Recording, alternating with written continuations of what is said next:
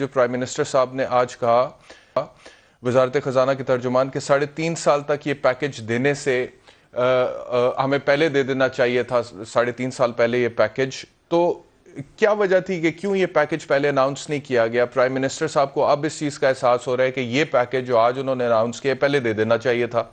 और आज prime minister साहब का ये जो स्टेटमेंट है जिसमें उन्होंने कहा कि सनती पैदावार के बगैर मुल्क तरक्की नहीं करता, गंदम बेचकर या फिर सब्जी बेचकर मुल्क आगे नहीं बढ़ता, इंडस्ट्रीज की बुनियाद पर बढ़ता है। तो मुझे याद आ रहा था कि जब वजीर आजम बने थे इमरान खान साहब शुरू में, तो देसी अंडे, मुर्गियां, कट्टे, ये वाली स्कीम्स जो हैं वो मुतारिफ कराई गई थी अवाम में गुर्बत ख़त्म करने के लिए या तरक्की के हवाले से। तो आज वो कह रहे हैं कि हमें सनत पे, इंडस्ट्री पे फोकस करना पड़ेगा। तो क्या prime minister was not properly advised in the beginning?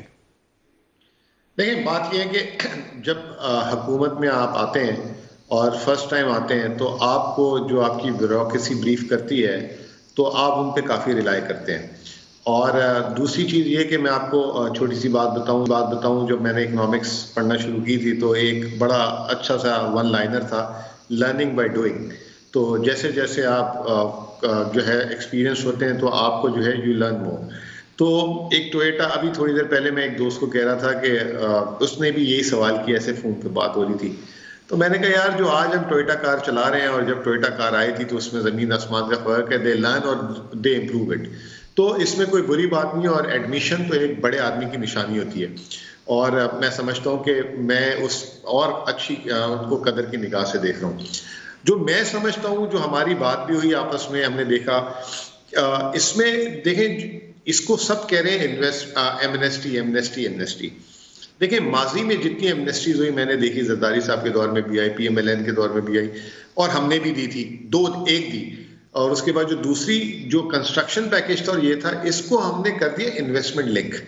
आपको भी पता है कि इस मुल्क में 25 लाख से 30 लाख लोग टैक्स पेयर हैं और 22 करोड़ की आबादी है। तो मतलब टैक्स पेयर का मतलब टैक्स पेयर नहीं है, लोगों का जो है पैसा ब्लैक में पड़ा हुआ है या अनडिक्लेयर्ड अनऑफिशियल पड़ा हुआ है। उसको चैनल करने का एक ही तरीका था कि भाई आप उनको एक स्कीम दिखाएं और उनको लिंक कर दें किसी इन्वेस्टमेंट बेंचमार्क से। अगर वो ठीक है, अब इससे फायदा क्या हो जाएगा कि एक तो मुल्क में जो है सनतकारी होगी, दूसरा रोजगार होगा और तीसरा पैदावारी सलाहियत बढ़ेगी। जब पैदावारी सलाहियत बढ़ती है तो महंगाई पे काबू आना शुरू हो जाता है और हुकूमत को खुद ब खुद इसमें टैक्स भी मिल जाता है। तो आई थिंक कि जैसे आपने खुद भी बताया कि कारोबारी हल्के इसको बड़ी कदर की निगाह से देख रहे हैं, तो मैं समझता हूँ कि एक इन्होंने एमनेस्टी को भी एक रिफॉर्म करके जो है दिया है और that is a good thing. और ये सिर्फ पाकिस्तान नहीं, इंडिया ने पिछले सालों में दी है, इंडोनेशिया ने दी है, बहुत से ममालिक दे रहे हैं, अमेरिका ने बल्कि स्विट्जरलैंड से जो है कहा कि अभी ये स्विस लीग भी आपके सामने है जो पिछले दिनों आई थी कि आप हमारे सारे जो लोग हैं, जो हमारा ब्लैक का पैसा जो है स्विट्जरलैंड वगैरह इधर है, आप हमें उनका डेटा दें। तो this is everywhere in the world. तो this is the best time के बजाय हम कर्जे लें। अगर हमारे मुल्क में लोगों का जो है नॉन टैक्स पेड पैसा बाहर है, अगर ड्रग मनी वाला खुदा ना खासा या दहशतगर्दी या रिश्वत वाला वो नहीं, इस तरह का पैसा है तो आप उसको चैनलाइज कर लें तो ज्यादा अच्छी बात है।